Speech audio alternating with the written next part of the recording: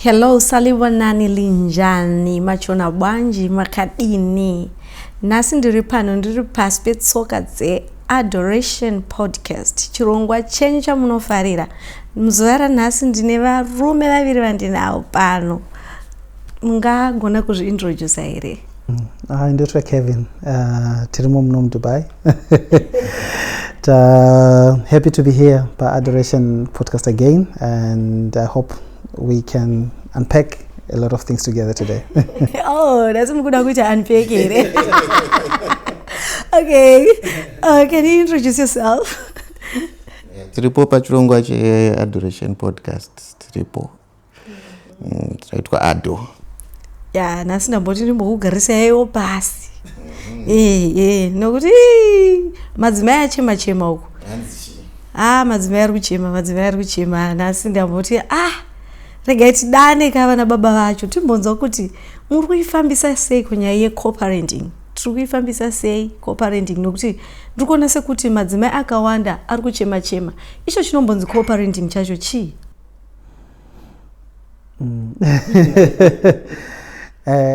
It's interesting kuti madzimai ari kuchema because varume futiwo matiri kufamba vatoro nekuchema kwakawanda. It's just that I think nyaya yeco-parenting iri pakuti inongoda vanhu kuti maparadzana. I know sometimes it's difficult nemaparadzana engaita vanhu kuti muve necommon ground, muve nekuwirirana, but as long as you guys can sit down as adults, moziva kuti pamuri pane vana vari involved, that you guys procreated together, and kuti it's not long about the two of you, but zvazvevana kuti you give them a healthy upbringing. Vakure, even if this family is separated, because I don't want to use the word broken, because once co-parenting is done well, it doesn't feel like a broken family for kids. So I think ipapo tidzike nemo, but I think inyangoti pane kusawirirana nogadzidzira pakati pevakadzi nevarume, because zviri kwese there are men also that are finding themselves restricted kuona vana vavo vasiri kupiwa mukana yekuti vave nekubuild relationships nevana vavo as well, just as much as women feel kuti men are abandoning their responsibilities towards the kids as well. Okay. Yeah, and inini ndoda kungowedzera pane zvataurwa naKevi izvozvo. Ndichingoti co-parenting kuti inatsofamba, I think it requires maturity from both parties, and also it requires respect. That's the most key thing chinonyanyodiwa pa co-parenting, because you are not doing it for yourselves, mukaziva kuti muri kuzviitira vana or mwana. I think pakadaro munogona kuti even mukafesa ma-challenges, you always know kuti what we are in this for the child. Okay, fine. So how best can we do co-parenting? Let's say the other partner aenda anoroorwa, communication yacho munoifambisa sei? Toti mudzimai aroorwa, munotaura nyaya dzipi? Munotaurirana imimi here kana kuti baba vanyuwani ndo vakutaura neumwe mubereki, kana kuti mai vanyuwani ndo vakutaura nemubereki uyu?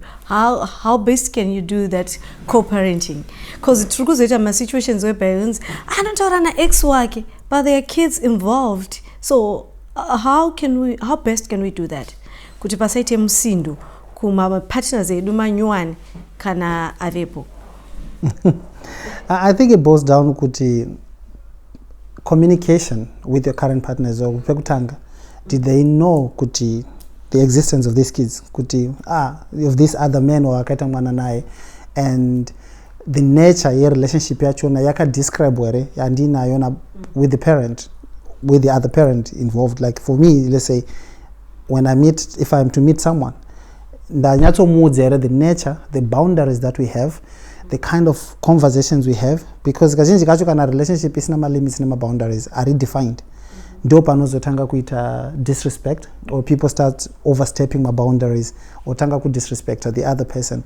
But when everything is clear on maive mwana and the new partner in my life, maive mwana wachizoya kuti okay, now I have someone in my life who's gonna play a bigger role, not only in my life but also play a part in the role ye mwana wedu, because mwana pacha spend a time neni, she will be around, And also this woman needs to know, already I have kids with another woman who's still very much active in their lives. So communication, we cannot hide the fact that I will have to communicate with the mother of my child. I will have to always be available to talk. But as long as my boundaries, good conversation it's only limited to bringing yavana wellness yemwana. The only disrespect or problems comes in when we start overstepping the line. Yokuti wada kuzia kuti zakati. And omkazi minyowana akaziyo kuti, you know what? Yes, I'm coming in as a mother, stepmother to these kids, but they're still mama vevana. So there are certain decisions yokuti iwo semkazi minyowana, you know kuti, in as much as you are playing a big role, there are certain decisions yokuti you cannot make when the mother is still alive or still present without the consultation. So panfana clear lines of communication. My boundaries are set, are very clear. Okay. Yeah, parukubatike babo. Ndikubvunzeyo kuti twaita sei, let's say the father is not present, ask kuwinza mari, dikana kutaura nevana, because the other wife aripo auya uyu pamwe atoya wacho atotorera munhu futi atotorera mai vanga varipo haasi kuda kuchengeta vana. Tinopamisa sei baba? I think it goes back to issue maturity yanga tichataura yai. The moment ukatona mumwe wacho achiacta kudaro, it means they are not mature enough. Okay. And because maturity is responsibility, right? Saka the moment munhu kana ukatona munhu wekuti ari kutadza kumita responsibility yake o ari kuda kuita zvimwe zvinhu zvakadaro, wakutoziva kuti we now have a challenge yekutoziva kuti pane munhu ari childish in the equation and it's a challenge inenge iripo. Saka zvinenge zvakuda kuitwa manje ndezvekuti sometimes inini hangu ndinenge kana pachiitwa co-parenting, I think kuinclude mutemo is the last resort. But kana paitika child inenge challenge iyoyo childishness kazhinji kacho you are forced kuti munopedzisira makutoita sei makuinclude mutemo, makuzoitisa zvokuendesa nomba maintenance. Vamwe vaya vanenge vachinetsa vakutorerwa mapeace order nemaprotection order and stuff, but that should be the last option kana vanhu vachiita sei vachinge vachiita co-parenting.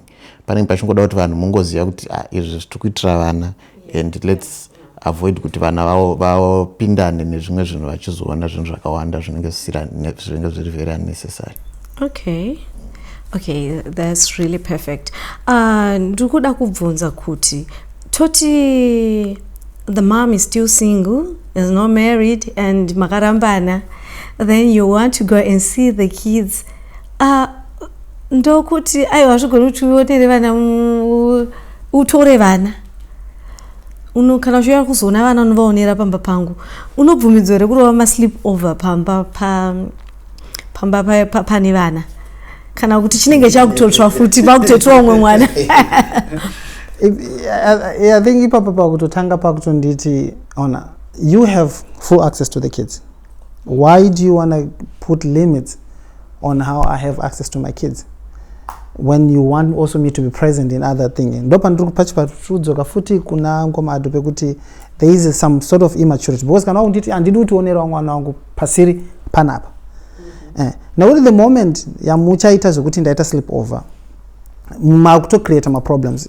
Let's say I'm now married, I have another family, I have another woman in my life, I'm now sleeping over. I don't think the other woman will be okay with me next time panchada kunyazona vana anogona ita problem yekuti ndiendeko, because that aime munozorarako, because pachararako inotanga chinzi I'll sleep in the separate room ndicharara, but ziya kuti vana vakambonana vasina kupfeka, vana vakambonana vasina kupfeka vanonetsa kuita sei kucontrol, and ndinoziva kuti ndinoziva ma weak points yako, ndinoziva pasina ano control achona. So and mistake thing unoona imwe inoita vanhu vazhinji vari kuita co-parenting is kuti you have separated, there's kids involved, and moenda muchimbobirana muchibanana kuti unoenda unochachura muchipanana, because izvozvo ndo zvinozokonzeresa kuti pave nema-issues if one or the other partner decides to move on, because ina handina maboundaries ekuti eka unomba wachindipaka saka iwo nokuti pane munhu wakundinyimirei ndaimbouya inini as a guy kana ndachimbowa ndine access kuti wakundinyima so ane imwe munhu.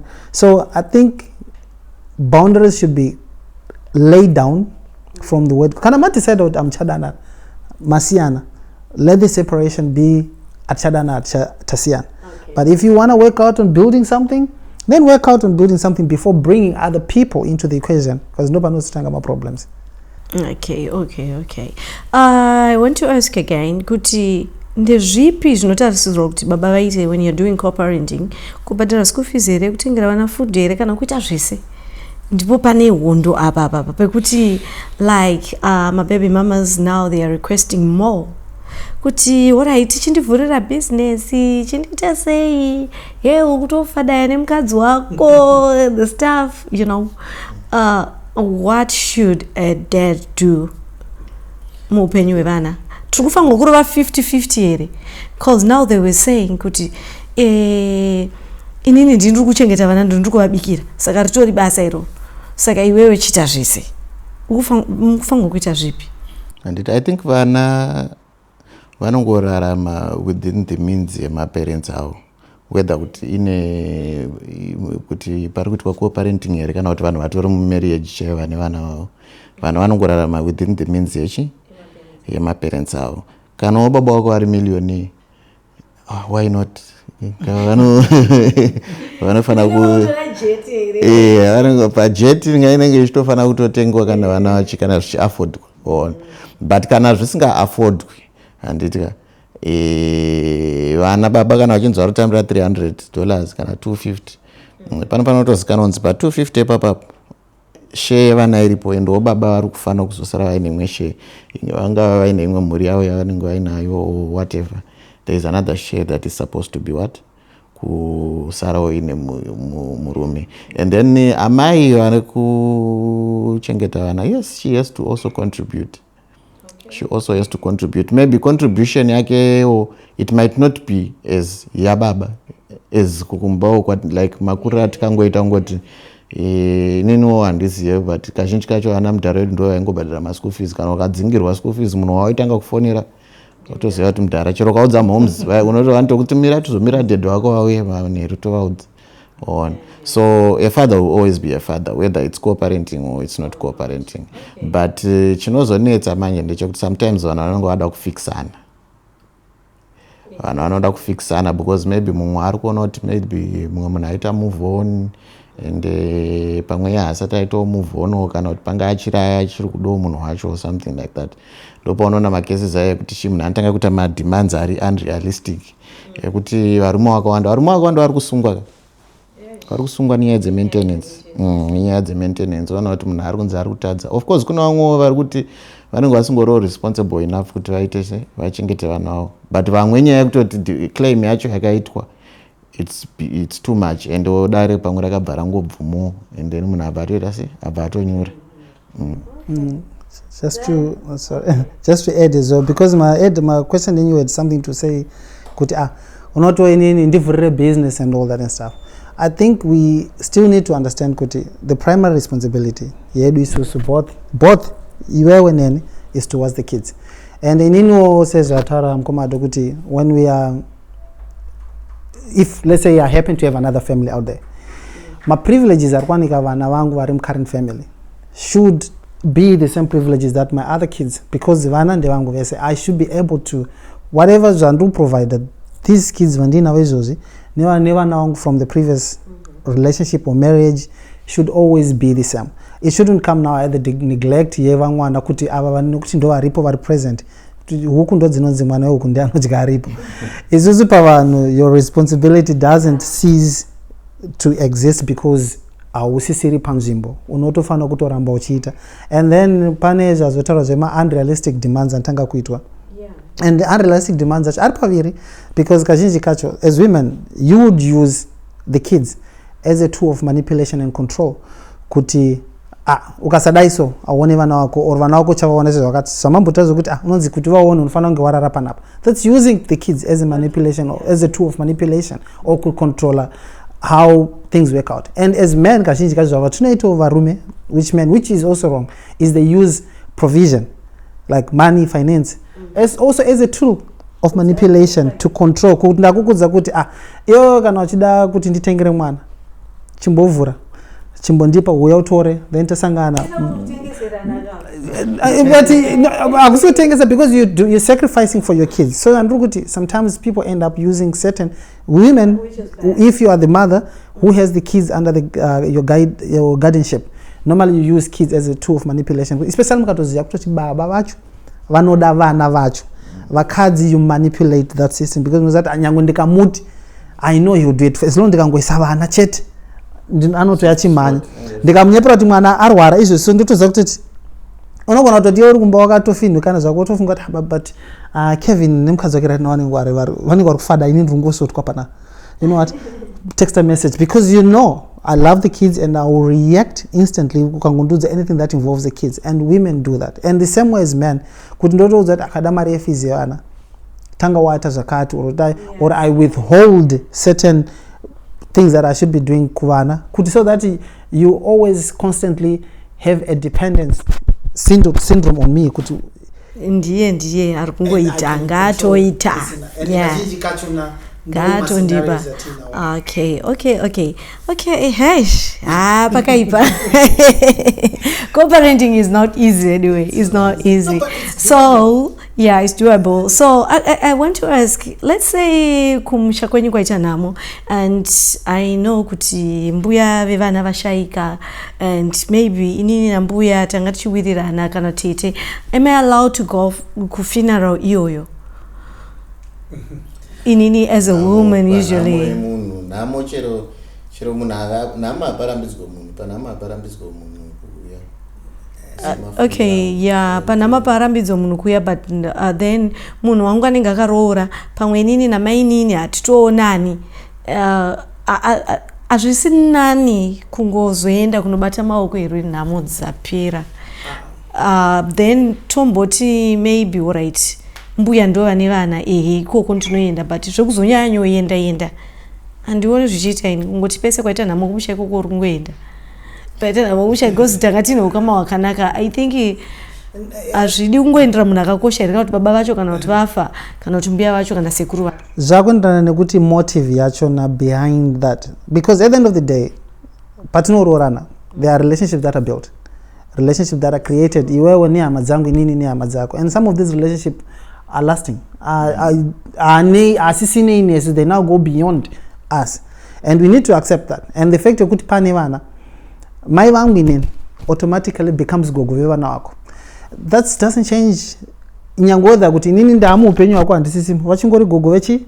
So I feel kuti relationships, as long as they are done within the right intentions, right heart, nemweya wakachaiwa wakanaka wakachena, handifane kuve tifenge nemalimits akadaro. But pane zvezvo kuoda kuti mukadzi ada kuti akakusotesa kuti inini ada kunomuradza mukadzi wacho yakuti inini ndinodiwa naamweni wangu inini amweni wangu aida inini or indayura natete vangu wasinga kana kuti ndodza kuti mukadzi wangu ada the other sister and then inini akuda kudowirirana naye the other sisters kuda kusotesa. This is what other people now do.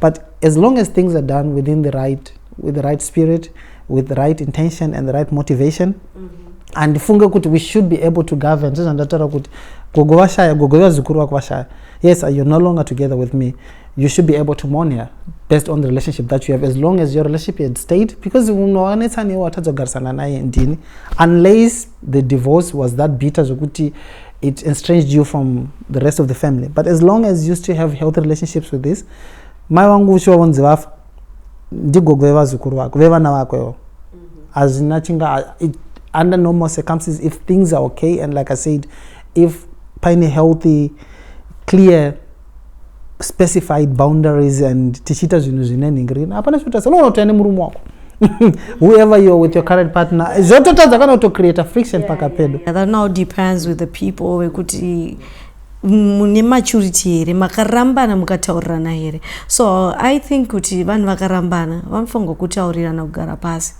Tozoti munotombotukana ptseke for a year, but I think even mainini vacho chero vanga vakatorera.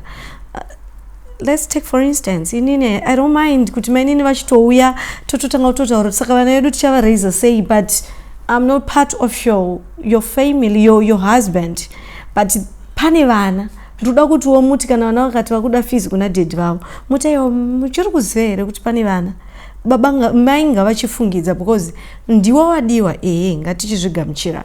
And ndikuona mamwe situations anoitika ndeyekuti after divorce vakadzi vakuru vana mai guru avabvume kuti havachadiwe. Munhu atoenda chingogamuchira kuti munhu aenda ita mwoyo wekuregerera. Zviri kwese hazvo, kuna varume vanototi onyange takaramba nemukadzi andati mukadzi wangu uri mukadzi wangu I know men who still kana vamwe magirlfriend chero munhu anga ari girlfriend yake akatoroorwa unokocheta kuti chiri munhu wangu zvekudaro.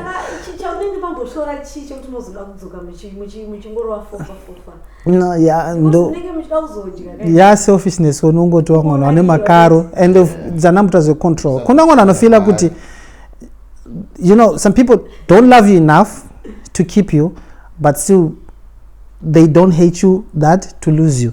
Vanokuda kuti wewe kumadiro vanokuita haana kukwana zvekuti iwe vakuite munhu wako, but still they still want to control you and have you in a circle. They kuti vanokwanisa kumanipulate and have you when they want to save whatever kana iri purpose yekuti because vamwe ndezve ego zvoda kungotara kuti inini mining mumwe wacho anogona ngasi kutorara newe but uda kungoziva kuti inini I have control over your life kuti inini haiwa haarorwe ndiripo hanyengwe ndiripo ndokwanisa kubheja izvozvo kuti ndikangoona the moment yapaita guy ada kuti wakundijairira ko ngatidanane. So it becomes an issue ye-control, issue yema-egos, issue ye-immaturity yekutadza kungoaccepta kungoziva kuti you know what, things have ended between the two of us. Life goes on, people move on, allow people to live their lives, but without losing that respect yekuziva kuti whatever we do, there is children involved, and at the end of the day it stops being about us. It stops being about our feelings, how we feel, what we think and all that and stuff, because what you want is our very innocent. Avatoziye ma issues yenyu and kazhinji kacho avafani kutoma feel ma issues yenyu. Because a healthy, kutoti there are kids who I've met people in my interactions with people that actually felt kuti growing up in family yakadaro was better than when their fathers and mothers were together, because now they have the advantage of having two loving families if done right. Kuti anoenda kwa mama wako achidiwa na kuna mama wanyuwani na dad wake chacha na mama wanyuwani, then odzoka kumba kwake kuna mama na dad wake wanyuwani, and then they have that balance. It keeps them balanced, keep them and makes them appreciate even and they've become better human beings because they grew up in a setup and understand the respect things can go and still you can go on. Don't give an vaita say vavene that intinoona kuti vanetori nedambudziko ndisu madzimai vakadzi because tirimo mucoparenting umu vakadzi ndiwo vane dambudziko cause vanenge vachiti wakawacha, so maiguru you're not going to get anything, of which pamwe unengona maiguru ane moyo zvawose wamimi wokutoti okay fine ine ndikutoda kuti titaurirane so that we move on. Ndakatoenda ndakaaccepta ndimi muri chimuti so far, but ngatichitaurirana because pane vana vedu, pane vana varipo anditi saka vakadzi I think we should forgive, we should move on. Tofangwa kuva tinonzwisisa ndisu tine dambudziko, and at the same time ngatisazviregererai. Kana munhu aenda murume akadzoka achida kuda kurara newe usabvume, ndopa kuzopiwa umwe mwana ipapo unoshandiswa, unopiwa umwe mwana, unotopiwa umwe mwana. So pane imwe scenario ndada kubvunza iyo iri a little bit. Baba marambana baba vanoita mhuri yavo, imimi mai mune mhuri yavo. I've seen kuti inokonzesa friction yakawanda, but people overlook it. So baba kana vachiya kuzoona iwewe wane mhuri yako, you have your own kids, he has own kids with another woman, you have your own kids with your husband. Mai vano expect kuti baba kana vachiuya vanoita zvakafanana vana, kuti mwana wako kana utengera toyi usango yakabata toyi mwana wako because vana wangu, because vana they don't know the separation, they know kuti this is my brother, this is my sister. Saka ane toyi one uchaita vana wangu vaita sei varwe pachavo vega because yatenga toy ana toy the other child will feel. So kana uchuya nechakati uya wakaita sei wakainzanisa. But when it comes to mothers, they normally don't do the same when they go to the kids vane mumwe mukadzi. Kuti iwe kana wakuenda kune vana vaadho vakaita newe, iwe unongo uchingoenda kunoona mwana wako chete iwe mukadzi. But vana vemukadzi vaadho nemumwe mukadzi haunei navo. But when the father comes, you let's say there are some people indakambosangana nazvo zvekuti maybe uri kunyatsoziva kuti my children are visiting the dead, then there are kids they vanina vavo zvekuti isusu takaramba nababa vavo handina basa nazvo. Then what kana makuenda kune vana ava handiti mese muri vasikana madi maita mahairstyles akafanana kuti munyatsomecha, you know. Pane vamwe vana maiso vane mwoyo wekuda kuumbiridza kuti fine iri idzinza rimwe chete isusu tichafa but idzi ndidzo hama dzavo kaidzi. Then woendesa maini nobva vasvika kuti makambonzwa kuti tine nhamo yekuti tiri kuda zvinhu here. So the mining is they feel like you want to come back. Apa iwewe hauna wakatokangamwa uri kutomhanya zvako nemapakistani ako uri kutofadaya nevarungu. But usually yes, so I think yes noita kunge uri kuenda mberi. Yes, yeah, so inini kazhinji ndofunga kuti co-parenting inoda kuti inoda communication kuti ndakazorora ava ndomai saka vana kana vachiuya because vana kana vachienda havasi kuenda mumba mababa vari kuenda mumba mamai because vachanobika mukicheni achabika ndimai. Yes, saka zvakuda isusu vakadzi kuti tive nemwoyo yakashanduka because we are the mothers, ndisu tinokudza vana. Saka kana munhu akaramba magifts honestly kuti vakanzwa kuti izvoni kuti sekunzi makarambana akanga aripo kana kuti ndiye akakonzeresa pamwe pacho hapana. But vana mainini they forget kuti there are children involved, haizi nyaya yekuti ndikuda munhu. Then also isusu ngatisangofonerai kuti mwana arwara pakati pausiku, mwana akangoita headache, mwana akuda pizza, mwana akuda chakati, kungodemanda zvisiri necessary.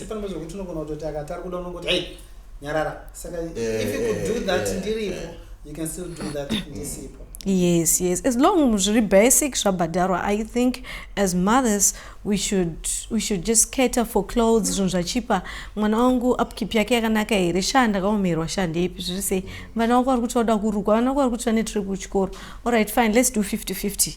Right? And then I think imwe issue yandakaona inokanganisa vanhu kana vachiita co-parenting is kutaurira vana zvakashata pamusoro pababa wavo kana kuti paamai vavo, because unonge uchifunga kuti uri kuzviita kuti iwo uzonzi ndiwori special nemwana but uri kutokanganisa mwana.